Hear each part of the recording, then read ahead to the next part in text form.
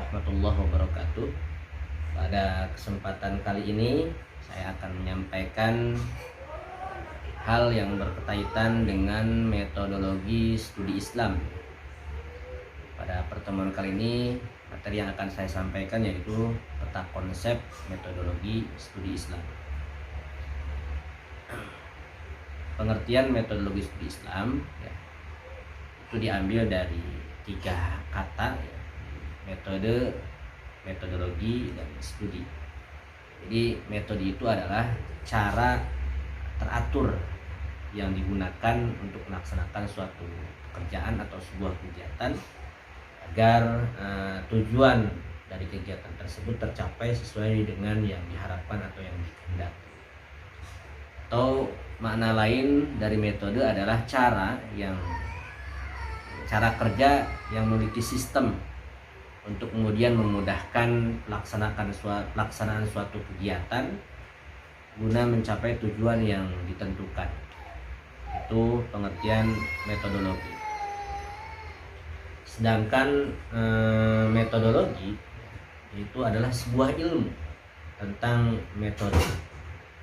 Sebuah ilmu tentang metode atau sebuah ilmu yang menguraikan tentang metode dari sebuah ilmu tersebut. Seperti itu. Sedangkan studi itu sederhananya yaitu adalah penelitian ilmiah atau kajian atau telaah dalam telaah terhadap sebuah ilmu. Itu studi. Singkat saja. Selanjutnya, studi Islam secara bahasa atau secara etimologi merupakan terjemahan dari bahasa Arab, yaitu dirosah Islamiyah. Di Barat dikenal dengan Islamic Studies. Maka studi Islam secara harfiah merupakan sebuah kajian tentang hal-hal yang berkaitan dengan Islam. Makna ini kemudian sangat umum diketahui sehingga perlu ada spesifikasi pengertian secara terminologis tentang studi Islam dalam kajian yang sistematis dan terpadu. Dengan kata lain, studi Islam adalah usaha sistematis yang dilakukan atas kesadaran untuk mengetahui dan memahami serta membahas secara mendalam tentang seluk-beluk atau hal-hal yang berhubungan dengan agama Islam, baik berhubungan dengan ajaran, sejarah maupun praktis-praktis pelaksanaannya secara nyata dalam kehidupan sehari-hari. Kesimpulannya adalah bahwa metodologi Islam adalah ilmu tentang cara teratur, cara terukur, cara kerja yang bersistem yang digunakan untuk memudahkan suatu penelitian ilmiah, baik kajian atau telaah terhadap segala sesuatu yang berhubungan dengan Islam agar tercapai maksud dan tujuan yang dikehendaki dan ditentukan.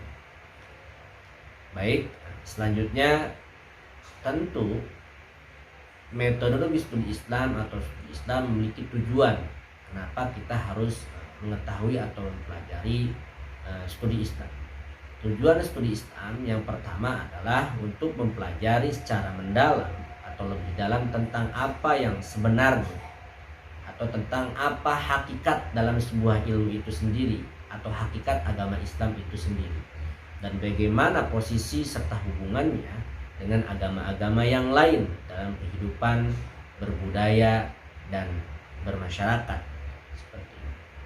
Yang kedua, untuk mempelajari secara mendalam pokok-pokok isi ajaran agama Islam yang asli, yang murni, dan bagaimana menjabarkan serta mengoperasionalisasikan dalam pertumbuhan dan perkembangan budaya dan peradaban Islam sepanjang sejarah.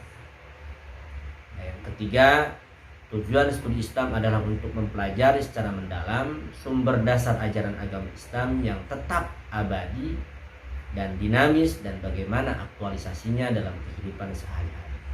Yang terakhir, tujuan studi Islam adalah untuk mempelajari secara mendalam prinsip-prinsip dan nilai-nilai dasar ajaran agama Islam serta bagaimana realisasinya dalam membimbing dan mengarahkan serta mengontrol perkembangan budaya dan peradaban manusia pada zaman modern ini.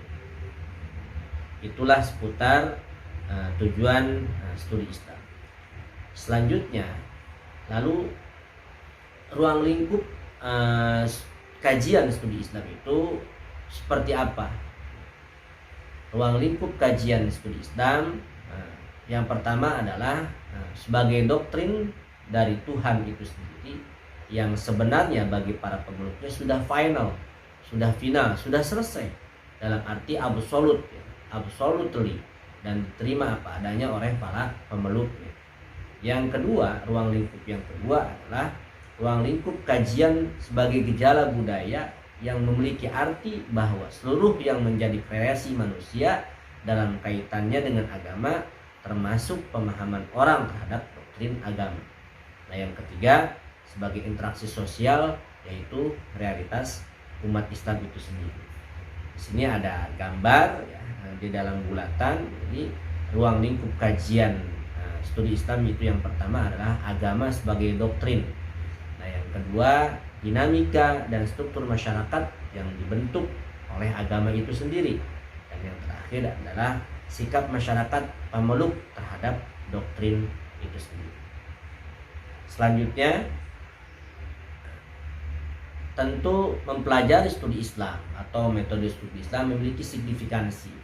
Ketika kita bertanya apakah masih signifikan, apakah signifikansi studi Islam itu terhadap para pembelajar itu sangat dibutuhkan atau sangat perlu diketahui. Tentu signifikansi studi Islam itu sampai hari ini masih signifikan. Kalau kita telaah bahwa Islam adalah sebuah agama, maka Islam adalah universal kultur. Jadi budaya yang sangat universal. Terus juga kemudian kecenderungan menampilkan kondisi keberagaman yang legal dan formalistik. Dan juga signifikansi yang lain selanjutnya yaitu menumbuhkan kesalehan sosial baik secara individu maupun masyarakat melalui pemahaman Islam yang sesungguhnya.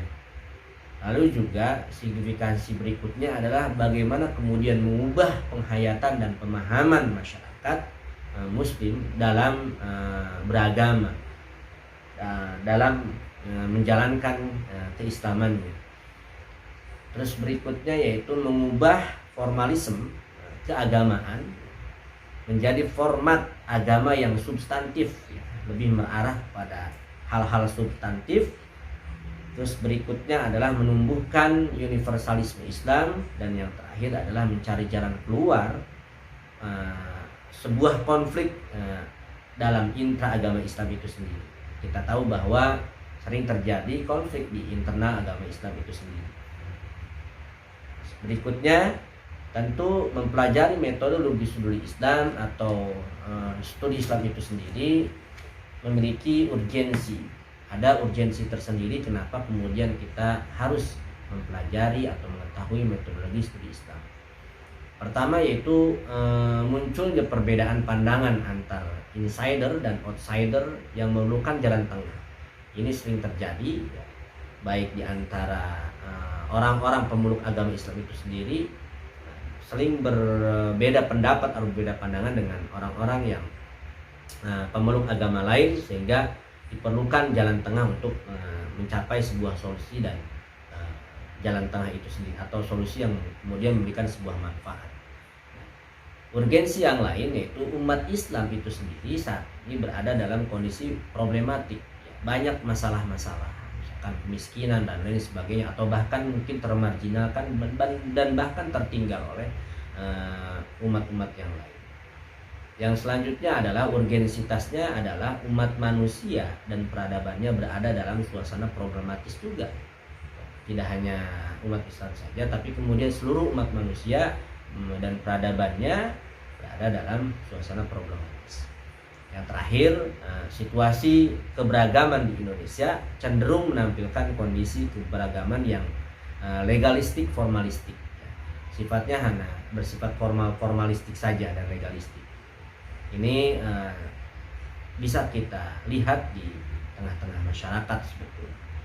Selanjutnya ada dua aspek yang kemudian menjadi sasaran studi Islam itu sendiri. Yang pertama adalah aspek keagamaan. Turunannya adalah pada aspek keagamaan ini adalah kerangka ajaran yang terdapat dalam Al-Quran dan hadis tetap dijadikan sebagai pedoman sentral, pedoman pusat ya. Artinya dua hal ini, dua yang disebutkan oleh Rasulullah ketika Rasulullah menyampaikan kepada para sahabat, taraktum fikum amrain, salah satunya ada Al-Quran dan Sunnah atau hadis, ini dijadikan sebagai pedoman sentral agar kajian keislaman tidak keluar dan tercerabut dari teks dan konteksnya, tidak keluar dari pakem Al-Quran dan hadis tersebut. Lalu di aspek keagamaan ini juga turunan yang lainnya adalah wacana keagamaan itu didapat ditransformasikan secara baik dan menjadikan landasan kehidupan dan berperilaku tanpa melepaskan kerangka normatif itu sendiri. Yang terakhir, aspek sasaran studi Islam dari segi aspek keagamaan adalah elemen dasar keislaman yang harus dijadikan pegangan. Yang pertama itu adalah Islam sebagai dogma. Yang sebagai dogma merupakan pengamalan universal dari kemanusiaan. Sedangkan yang kedua adalah Islam tidak hanya terbatas pada kehidupan setelah mati saja, tapi berorientasi terhadap orientasi utama, yaitu adalah dunia sekarang. Artinya orientasi kita hari ini adalah dunia hari ini, tapi juga kita tidak menafikan bahwa kita akan hidup kembali di masa yang akan datang, di masa akhirat setelah kita hidup di dunia, seperti itu. Yang aspek yang kedua yaitu aspek keilmuan. Di turunannya adalah pada aspek keilmuan. Pertama adalah perlu pendekatan kritis, terus juga kemudian analitis, metodologis, empiris, dan historis. Dengan demikian, studi Islam sebagai aspek sasaran keilmuan membutuhkan berbagai pendekatan yang nanti akan dijelaskan secara singkat. Berikutnya adalah ilmu pengetahuan, tidak kenal dan tidak terikat kepada wahyu ilahi. Ilmu pengetahuan beranjak dan terikat pada pemikiran rasional atau ar-ra'yu. Dan yang terakhir turunannya pada aspek keilmuan adalah oleh karena itu kajian keislaman yang bernuansa ilmiah meliputi aspek kepercayaan normatif dogmatik yang bersumber pada wahyu atau bersumber dari wahyu dan aspek perilaku manusia yang lahir dari dorongan kepercayaan. Selanjutnya, sebagaimana tadi disebutkan di awal bahwa tentu untuk mendekatkan pada sisi aspek keilmuan perlu dilakukan sebuah pendekatan. Ada beberapa pendekatan yang digunakan dalam studi Islam yang nanti secara detail akan dibahas pada kesempatan yang lain, yaitu pendekatan teologis, pendekatan antropologis, pendekatan historis, pendekatan psikologi, pendekatan sosiologis, pendekatan filosofis, pendekatan filologis, pendekatan arkeologi, kebudayaan, pendekatan doktriner, dan pendekatan normatif. Lalu sebelum jauh kita membahas nanti di pertemuan berikutnya, tentu kita harus melihat ke belakang bahwa studi Islam ini berkembang sebetulnya sejak zaman Rasulullah SAW. Perkembangan sejarah studi Islam itu kemudian dilanjutkan di akhir periode Madinah sampai dengan tahun 4 Hijriah lah. Lalu kemudian fase pertama Islam sekolah, fase pertama Islam itu kemudian muncul sekolah-sekolah yang dibentuk ya, pertama kali di masjid-masjid, di rumah-rumah dengan ciri hafalan pertama, hafalan Al-Quran, hafalan hadis misalnya. Lalu kemudian sudah juga dikenalkan dengan ilmu logika. Lalu selama abad ke-5 Hijriah, terus juga itu juga yang tadi itu berlangsung selama abad ke-5 Hijriah dan seterusnya. Pada periode Khalifah Abbasiyah, sekolah-sekolah kemudian didirikan.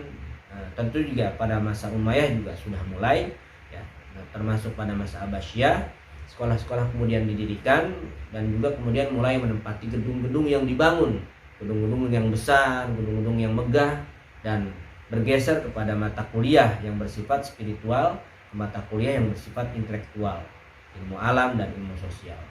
Lalu juga kemudian berdirinya sistem madrasah juga menjadi titik balik kejayaan, sebab madrasah dibiayai dan diprakarsai oleh negara itu sendiri.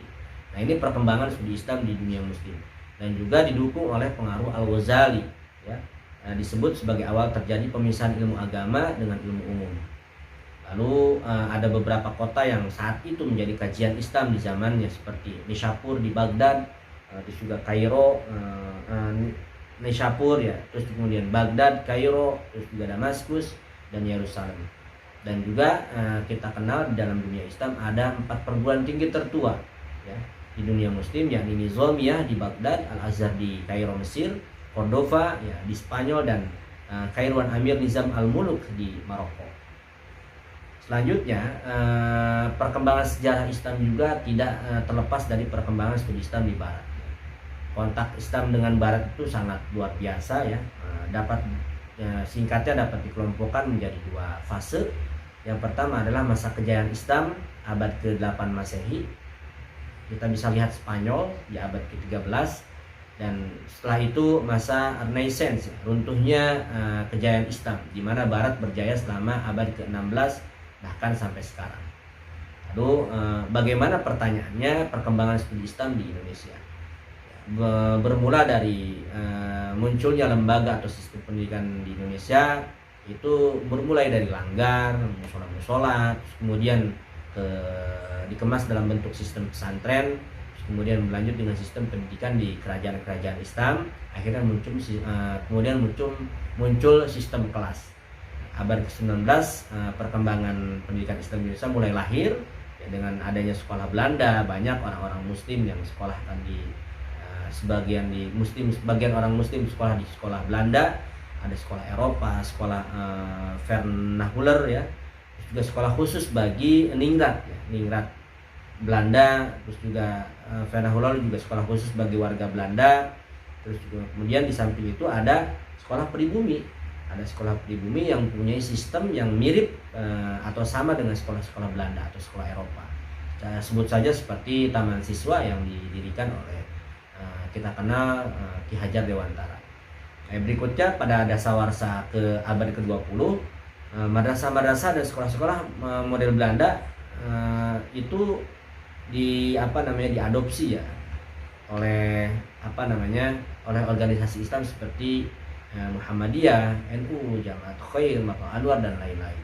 Dan setelah itu muncullah perguruan tinggi Islam sampai saat ini, seperti lahirnya PTKIN, dan itu juga menguatkan atau menunjukkan bahwa perkembangan sejarah studi Islam di Indonesia semakin kuat secara keilmuan dan intelektual.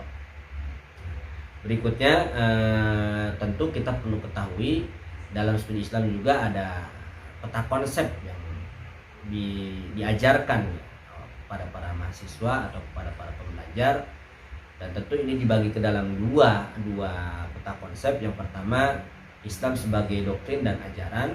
Tentu kita kenal bahwa Islam mengajarkan 3 nilai, yaitu akidah, syariah, dan akhlak. Bahkan turunannya menjadi iman, Islam, dan ihsan. Dan semuanya itu tentu harus kita kuasai dan kita pahami betul-betul untuk kita jalankan sebagai seorang muslim dan sebagai hamba Allah Subhanahu wa taala. Sedangkan peta konsep studi Islam dilihat dari Islam sebagai disiplin ilmu, banyak sekali turunannya. Dirasat Islamnya ada turunan ilmu Al-Quran, ada ulumul hadis, ada ulumul syariah, ada ilmu kalam, ada ilmu falsafah, terus juga sejarah atau tarikh, ilmu logoh, bahasa sastra, dan terus juga tasawuf, al-fiqh, al-islam, pemikiran Islam. Dan kesemua ilmu yang tadi itu kemudian memiliki turunan-turunan yang sangat luar biasa, sehingga saya yakin studi Islam ini tidak akan lekang oleh waktu, oleh zaman. Kita dituntut untuk betul-betul berusaha untuk mewujudkan mengkaji setiap ilmu-ilmu studi Islam yang ada. sesuai dengan konteks dan teks dan konteks, dan disesuaikan juga dengan kondisi pada zaman sekarang ini. Kiranya itu yang bisa saya sampaikan, mudah-mudahan memberikan manfaat. Kita bertemu di lain waktu. Assalamualaikum warahmatullahi wabarakatuh.